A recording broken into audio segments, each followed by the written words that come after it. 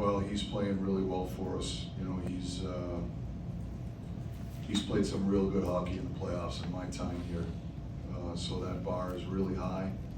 But I will say he's playing a real complete game, both sides of the puck.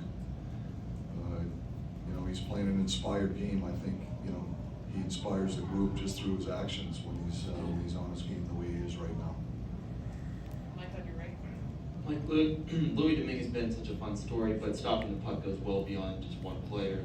What have you liked about your team's defensive effort throughout the series, and especially tonight?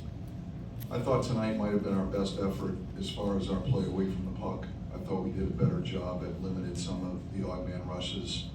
We were on the right side of the puck for most of the night, you know, trying to make it hard for the Rangers to get quality looks. And you know, they're a talented team. They've got some dynamic players offensively, and we've got to do our best to try to make them work for their opportunities. I thought on the defensive side of the puck, it might have been our most complete game of the series, but certainly I thought it was a solid game on both sides. Mike, just how important was the effort at the end of Game 3, the third period, and again tonight? You know, how important is that message in the third period? Well, it's real important. You know, it's when you go through a second period like we did the game before, and we give up a 3-goal lead. That's not an easy circumstance. And as I said to you guys after the game, the most rewarding part of that experience for me was just the response of the group in the third. I thought we did a terrific job just moving by it and getting back to the game. That's brought us some success. That's not an easy thing to do when you're in the moment, because these guys are proud guys, and you know it's not a good feeling when you walk into that locker room.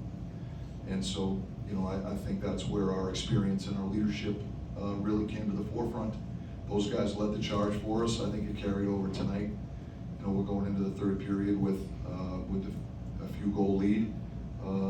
It wasn't a dissimilar circumstance, just a different period. So I thought we did a much better job in tonight's game in making sure that we controlled what we could to not allow that circumstance to occur again. Seth on the right. Mike, Sid mentioned he thought the power play goal was key in recapturing some momentum after New York jumped off to the early league. I assume you feel the same way. In addition, how key was it just for that first unit to gain some traction with the power play as well? I think it was real important. You know, these guys are, you know, they're extremely proud guys, and they're real good players. They've been a good power play for us, and you know, for them to score tonight, I thought it was a timely goal first and foremost. Just like you alluded to, I think to have that response after getting scored again so early in the game was huge for our team. It helps us get momentum, and it was a real good power play leading up to the goal. And so, and just the fact that you know, the first unit, I thought they executed really well. I thought they were sharp, they were on pucks, and just their execution, I think, was a lot better, and it resulted in the goal. It was a really nice play all around. Mike, you said before the series that you wanted to emphasize going to the net, getting rebounds, redirects, and everything else. And there's a difference between saying it and getting it done. What's been the difference? Because this really wasn't a team that was all that heavy on that in the regular season. Well, it's just an important aspect of trying to score goals in today's NHL, and you know, the goalies are too good, and we're playing against one of the best. And so the more we can limit the goaltender's sightlines, and I know I've said this on a number of different occasions, but that's just how we feel.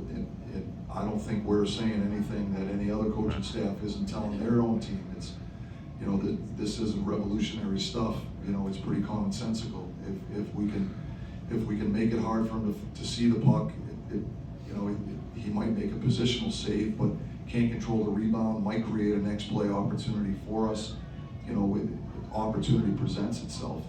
It's just I just think it's an important aspect of generating offense in today's game. And so, you know, you can't just, and I spoke about this morning, it's hard to win games consistently in the playoffs or the regular season for that matter if you're a team that can only generate offense a certain way.